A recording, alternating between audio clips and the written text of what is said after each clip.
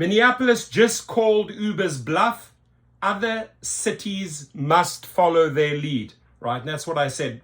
We need to shut them down city by city.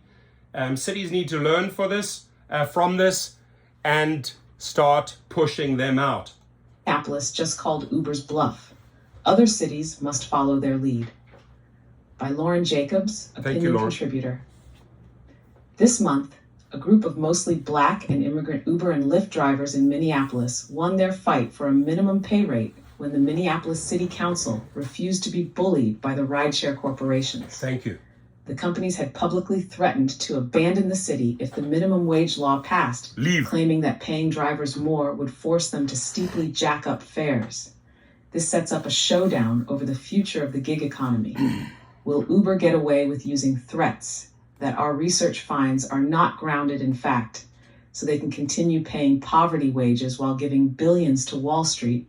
Or will more and more cities stand with drivers this girl's got it right. New route for the industry?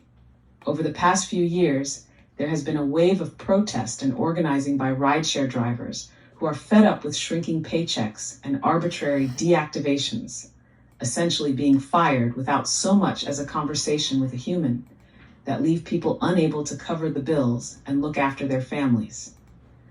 But nearly every time drivers get close to winning legislation to set higher standards, Uber and Lyft pull out the same argument that higher pay would make rides unaffordably expensive.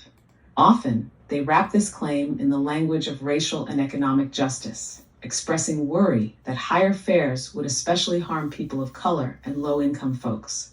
Such hand-wringing is particularly rich given that one study found rideshare corporations charged people more if they were picked up or dropped off in predominantly non-white neighborhoods, and because in many cities drivers are mostly people of color and newer immigrants.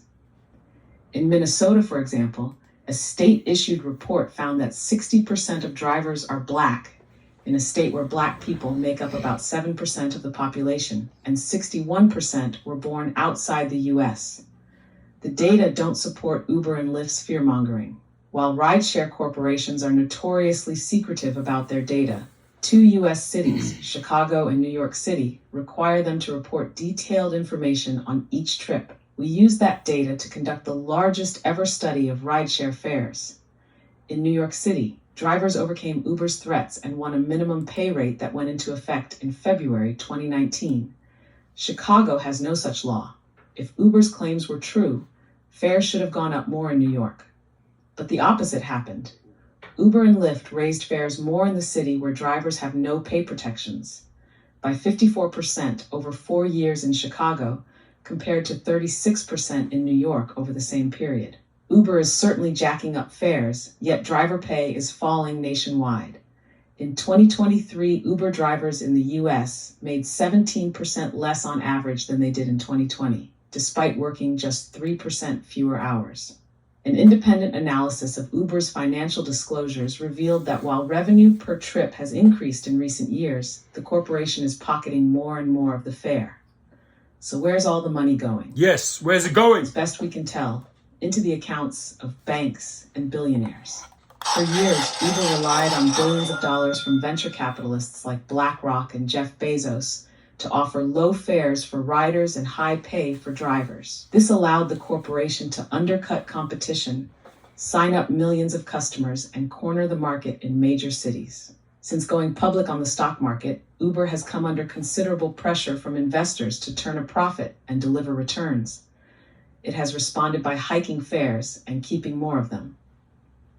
Our analysis of Uber's financial disclosures shows that since the corporation went public, average fares have increased by 65%, while Uber's share of the fare has increased. The result, after 14 years and $33 billion in losses, the company reported its first ever annual profit on February 7 this year. Uber promptly announced a $7 billion stock buyback program, promising to reward its shareholders on the same day rideshare drivers across the country were marching for fair wages and livable conditions. This research makes clear that Uber and Lyft's threats are a product of greed and gamesmanship that don't reflect reality. And in Minneapolis, a group of drivers that started organizing via WhatsApp are showing how to resist Uber's bullying. The day after the city council first passed the pay standard, the mayor vetoed the ordinance, citing Uber and Lyft's threats to leave.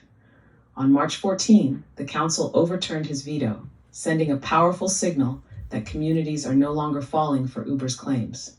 Yet even as drivers and local taxi companies are preparing to keep serving riders if Uber and Lyft abandon Minneapolis, Uber is turning to another of its favorite tactics, trying to block the law from taking effect. Uber is turning to the State House, which could pass legislation banning the Minneapolis ordinance. Very true. Minnesota lawmakers and Governor Tim Walz have a choice. Will they give in to Uber's threats and allow Uber and Lyft to keep paying poverty wages, or will they follow Minneapolis's lead and raise standards for drivers across the state, and perhaps even create a public alternative to Uber and Lyft? Minneapolis is not the only city where drivers are gaining ground. In Chicago, drivers have spent 2 years organizing at airports, talking with elected officials, and sharing their stories outside Uber's offices. In response, a majority of the city council has committed their support to the Chicago Rideshare living Let's go, wage Chicago. and safety ordinance. Let's make it happen, baby. Uber and Lyft have, of course, made their oh-so-familiar threats. One Lyft spokesperson claimed the proposal would more than double the cost of rides. But that's a hard sell when drivers and the data so clearly tell a different story. Thank you. This lady's active, Ultimately, man. Uber and Lyft's predatory pricing and deceptive tactics harm all of us. Falsely claiming that wage protections will drive up fares seems to be a tactic to pit drivers against passengers and obscure a massive transfer of wealth to Wall Street. Minneapolis, Chicago, and more cities have a chance to say enough is enough, that Uber's bullying has to stop, and that racial justice starts with paying drivers, who are mostly people of color, a reasonable wage. It's time to tell Uber it can no longer take us all for a ride. Lauren Jacobs is the executive director of Power Switch Action, a national network forging a multiracial feminist democracy and economy through local organizing. Lauren Jacobs, what a piece, man. Massive gratitude for speaking powerful truth here. This is the truth. Man, hit the nail on the head with this one. Please share, ladies and gentlemen. Please share this in social media. Let's get it out. Let's educate the public what's really going on. She sums it up so well. Your comments, please.